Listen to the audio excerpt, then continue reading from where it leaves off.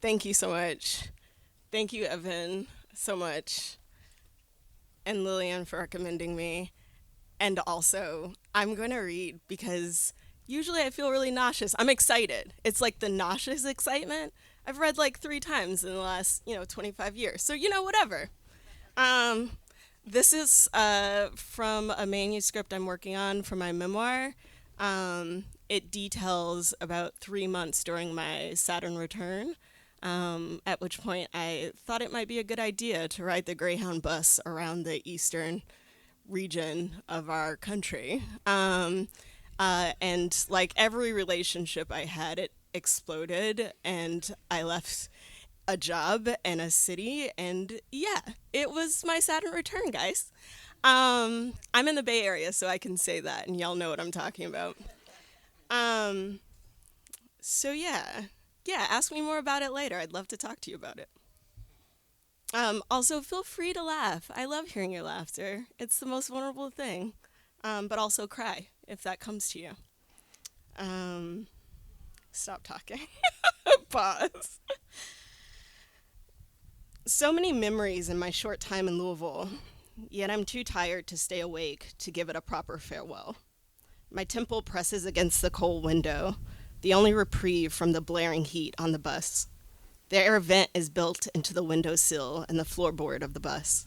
I meld myself to the wall while the rest of my body is bunched into the two purple moquette seats. The piled fabric is both flame retardant and particle deceptive at once. The velvety texture is the perfect palette for the teal, pink, and yellow boomerangs splashed on the deep indigo carpet background.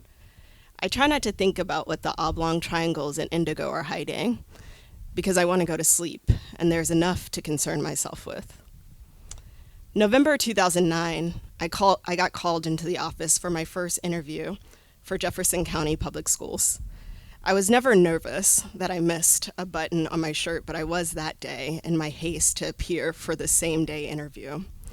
I walked in the principal's office, and there were two women, the assistant principals, absent of any noticeable affect, shoved together on a school-sanctioned love seat, a mere elbow's distance apart. Directly across from them, behind the large mahogany wood desk, was the principal, a middle-aged, portly woman flipping through documents on her desk. Behind her was a wide window, but the view was obscured by the bush hedges directly in front of it and the gaudy patterned curtain framing the window. I almost caught a glimpse of the root of the bushes when the principal's eyes caught mine. She snapped at me. "How old are you?" "I'm fine, thank you." I said, "How old are you?" She said more slowly with her eyes, doing most of the talking. "I heard what you said. I also knew it was illegal to ask." "'Cause you look 12, and I don't have a bunch of 12-year-olds are going to take direction from someone who looks the same age as them."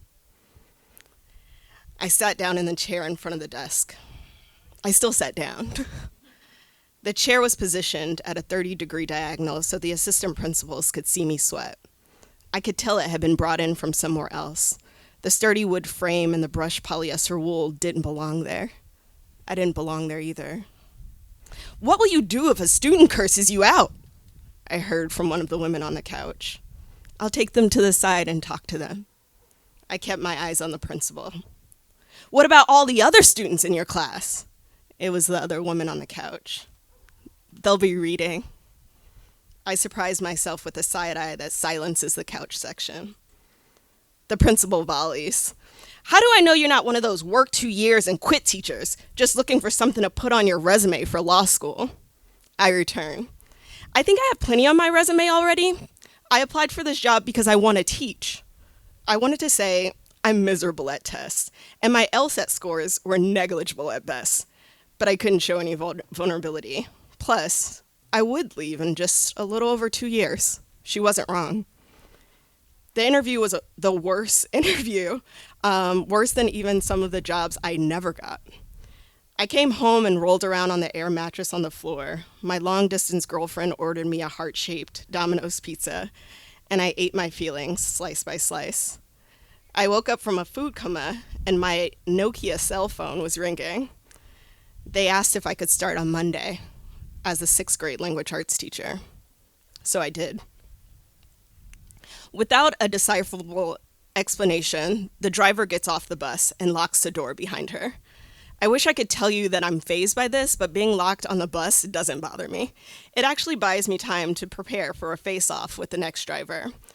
However, the unease from all of the passengers who have suddenly, after riding the Greyhound for many hours, become claustrophobic is a lot to witness. A line forms in the aisle. All the motion makes it even hotter than normal. People want to get off the bus immediately. There's a lady with a purse that is just a cookies and cream ice cream gallon container, and a newly married couple who have been cooing at each other this entire time. Everyone is up in arms. Typically, I'm all for a rousing revolt, but I'm on the bus with a fraudulent bus pass, and I don't want to get caught up with these rabble-rousers. I sit up on my shins, the sign from the Lucas Oil Stadium glows red on my back, and the White Castle sign blares blue in my eye. I watch the drama unfold. At the middle school, my principal called me to her office and pointed at the city's paper of record, the Courier-Journal. My name is in print in relation to a protest against anti-immigrant legislation. I'm holding a megaphone, my short sleeves rolled up and tucked into my armpits. My principal puffs out her chest. I used to be a militant. I roll my eyes at her attempt at being relatable. Then what? Your heart died? She laughed and sucked her teeth. No, I grew up. The driver opens the door to let us off. It's cold and midnight. The Indianapolis terminal harkens back to an earlier time when far more people took public transit. 20-foot-long pews, presumably left over from a Catholic church, line the terminal. Each pew has seat separators, so you can't sit too close to your neighbor or lay down comfortably without hovering over several empty slots as if you were auditioning for a magic show. I know no one in Indy. I'm not trying to make friends at the Bar Whistle Stop Inn or the Red Garter Gentlemen's Club across the street. I wait for the next bus to roll in, with the next unsuspecting driver to let me ride with the pass. The first time I used the fake pass was back in Louisville. I was shaking, sort of like now. I'm wearing a snap-button cowboy shirt with brown and white Greyhound print for good luck. I smile and make eye contact to distract the forgery. The driver says, I ain't never seen one of these before. He looks at me as if he should have known, and I just stare back with my eyebrows raised, unsure about my next move. I guess they're new? He shrugs. He directs me to the bus. Back on the bus, I throw one backpack on the floor and one in the seat next to me. I enjoy riding the bus at this hour.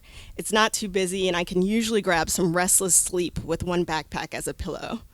My other backpack is under my knee because I have to know where it is at all times. And I don't trust those zip cords that are supposed to hold the luggage above our heads. For those who have never rode the Greyhound, there are two places to store your luggage. There is under the bus and on the coach. There aren't enough guarantees under the bus that someone won't run off with my stuff, so I keep it with me. The floor is sticky. I imagine that someone missed the elastic cup holder on the back of the aisle seat, and not that it's bodily fluids leaking from the bathroom or a nearby passenger. I know I'm not going to wash my bag after this trip. I'll just lightly obsess about setting the bag anywhere my bare skin might touch. I was in the library with my colleagues after school on a Friday. The principal has asked us to bring our laptops to the meeting, so we did. It was casual. Everyone was ready to go home for the weekend. I remember because I had on my school uniform, tired blue khakis and a peak polo with my name embroidered under the school's mascot. From behind the stacks, which in middle school came to her hips, my principal tells us to open our electronic grade books, and wherever a student has an F, to replace it with a D.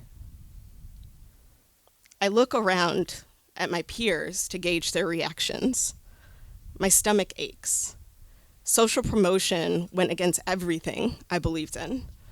My students worked their asses off to earn their seat in the next grade, but some of them just weren't ready yet.